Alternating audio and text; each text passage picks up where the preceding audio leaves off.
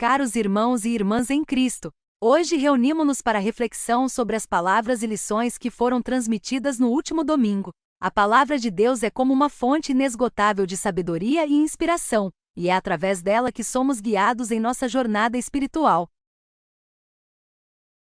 O Senhor esteja convosco. Ele está no meio de nós. Proclamação do Evangelho de Jesus Cristo segundo Mateus. Glória a vós, Senhor.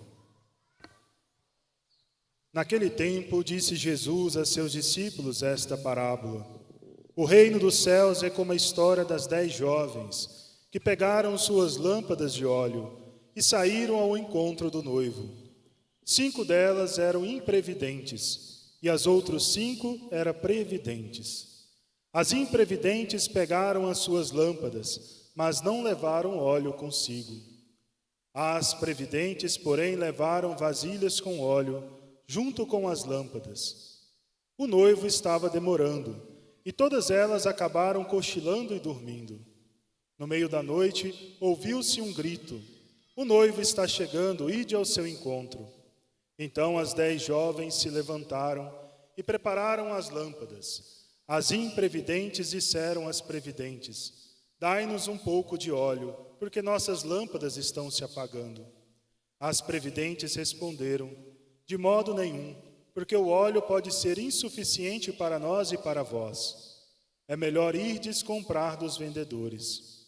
Enquanto elas foram comprar óleo, o noivo chegou, e as que estavam preparadas entraram com ele para a festa de casamento, e a porta se fechou.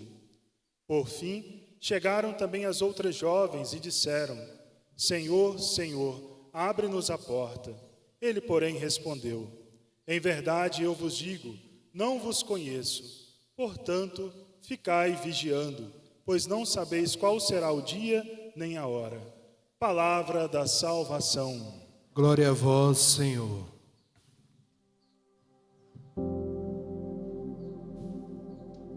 Irmãos e irmãs, a palavra de Deus nos catequiza, nos orienta, e quero trazer para nós justamente essas jovens previdentes e imprevidentes. São pessoas que estão sempre atentas, precavidas, que planejam, organizam,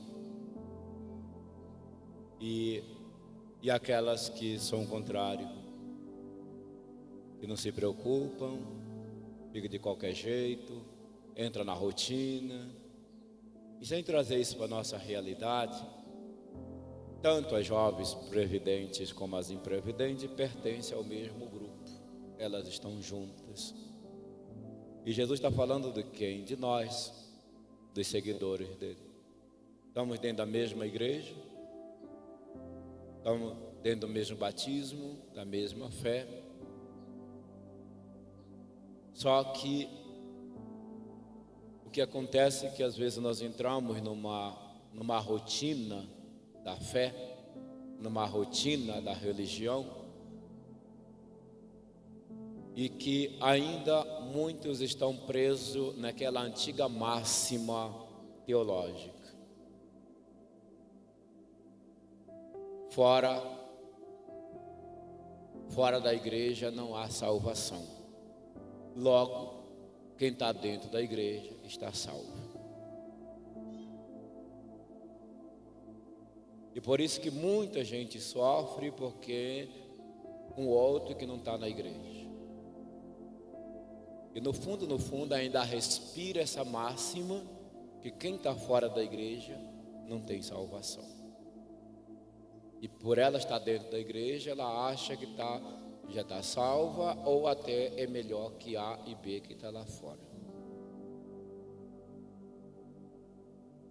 As jovens imprevidentes, elas estão dentro da igreja, elas estão junto com as outras previdentes, mas elas estavam preocupadas com a cabeça, ou talvez em outro lugar, com a cabeça no vizinho, na casa da vizinha, na vida do outro, no jeito do outro, que não percebe que suas lamparinas estão ficando vazias. Elas estão tão preocupadas, e como se você vai dirigindo o seu veículo e você começa a dar atenção para o veículo do lado. Quando você vê, você já se chocou com o veículo da frente. Porque você está preocupado com o veículo do lado ou com alguma coisa que está acontecendo à beira da pista, até mesmo um acidente, né? E não presta atenção na pista, no seu caminho. Todos estão andando na mesma pista, estão no mesmo movimento, mas um vai ficar batido aqui e os outros seguem.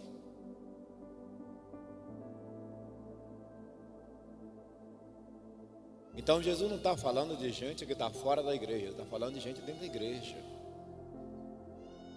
Por isso ele vai dizer, tem gente que vai chegar no final dos tempos e vai dizer assim: Senhor, Senhor, nós pregamos no teu nome, nós fizemos isso e aquilo outro. Jesus vai dizer: certo, vocês pregaram no meu nome, mas vocês estavam preocupados com a vida do vizinho. Vocês pregaram no meu nome, mas vocês eram fofoqueiros, maledicentes, julgadores, condenadores, preconceituosos, racistas. Isto fez com que o querosene de vocês, o óleo de vocês, o combustível de vocês tivesse acabado e vocês não perceberam, porque estavam tão ocupados com a vida alheia.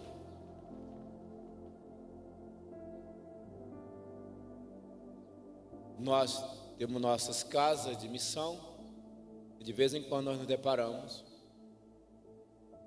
É a comida dos porcos, é das codornas. Diz assim: acabou a ração. E aí você tem que correr, parar o que você está fazendo para ir comprar, porque não se programou, não se percebeu que daqui a 2 dias, a 1 semana, nós vamos ficar sem óleo, sem combustível. É como aqueles motoristas que só sabem dirigir e na hora que vai pegar o carro está sem combustível, porque está tão atento com as outras coisas que não presta atenção que o combustível está diminuindo, a ração está acabando.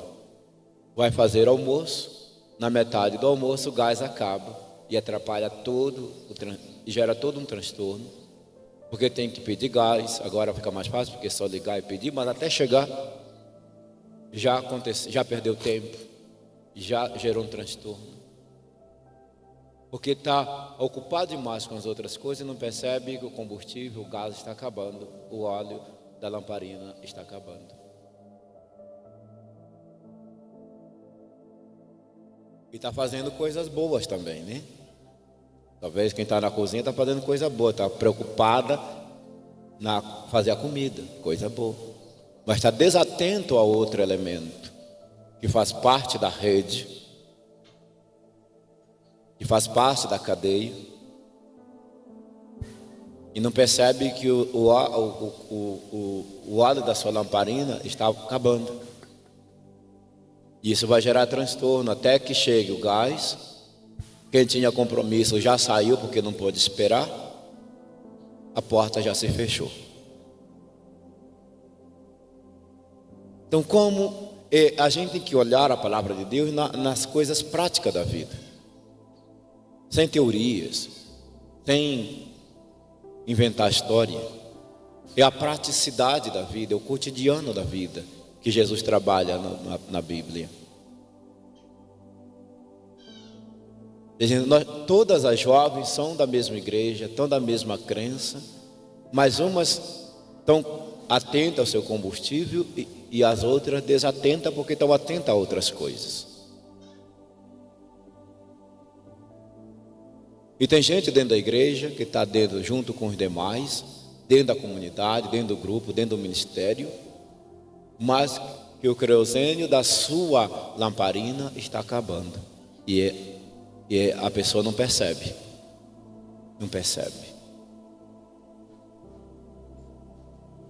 Tem gente que está tão atenta à vida do outro que não percebe que o combustível da sua vida, o combustível de salvação, de misericórdia, na sua vida está acabando. Tem gente que está dentro da igreja que não tem um mínimo de combustível na sua lamparina. É ranzinzo, é azedo, é amargo, é agressivo, é estúpido, é ignorante. Está dentro da igreja, mas o seu óleo, o seu combustível acabou dessa lamparina. Por isso é agressiva. Reza, mas é agressiva. Reza, mas fofoca. Reza, mas é maledicente. Porque está com a lamparina da oração, mas não tem combustível. Acabou.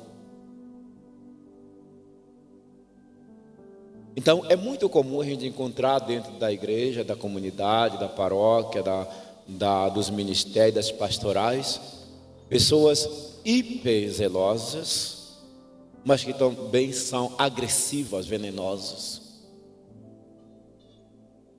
Porque elas estão com a lamparina, mas estão com a lamparina vazia. Por isso elas expressam pela agressividade, o vazio do combustível, pela agressividade, pela má educação, pelo veneno que sai da língua. Toda pessoa venenosa com a língua, toda pessoa fofoqueira e maledicente, é alguém que está dentro da igreja, está rezando, está com a lamparina, mas está com a lamparina vazia. E a única coisa que ela tem de combustível é a agressividade, é a maledicência, é a fofoca, é o julgamento, é a condenação do outro, sempre do outro. Ela não consegue ver que a sua lamparina está sem querosene, ela vê a do outro. É essa a realidade que Jesus está falando. E aí no final dos tempos, na hora do julgamento, a pessoa vai dizer: mas Senhor, eu estava dentro da igreja, eu estava na pastoral, eu estava no movimento, estava na comunidade. Ele vai dizer: estava, mas estava com a sua lamparina vazia. Estava com a lamparina vazia. Na dimensão de caridade, a pessoa é super religiosa, mas como se diz, assim, mão de vaca. Como diz os provérbios, não come banana para não jogar a casca fora, não come ovo para não quebrar a casca. Quer dizer que ela é muito religiosa, mas uma lamparina seca de caridade, de misericórdia para com o outro. Ou a pessoa que reza demais, mas ela nunca tem tempo de servir o outro. Está sempre com a sua lamparina, mas está vazia. Não tem tempo para o outro, para servir o outro. E são essas realidades que a palavra quer que a gente perceba, não no outro, em mim. Em mim. É aquela velha história que eu sempre trabalho com a gente.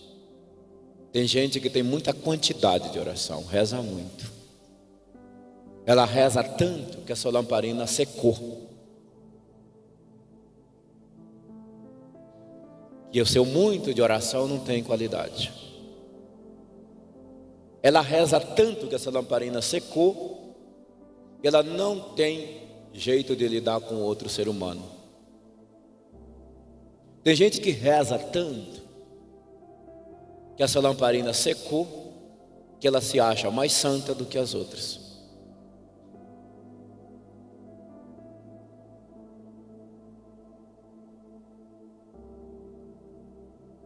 Não basta estar com a lamparina, com a lâmpada. É preciso ter combustível para que ela possa dar sentido a esta lâmpada, essa lamparina. Não basta você ter a sua lamparina se não tiver o querosene, se não tiver o óleo, se não tiver o combustível. Reza, reza, reza e nunca muda. Reza, reza e nunca se converte. Reza, reza e nunca é curada. Reza, reza e nunca é liberta. Porque está com a lamparina, mas não tem combustível. Então, a palavra quer nos chamar a atenção para isso. Para nós mesmos, para eu, não para o outro. O combustível é meu, a lamparina é minha, não é do outro. a do outro não serve para mim.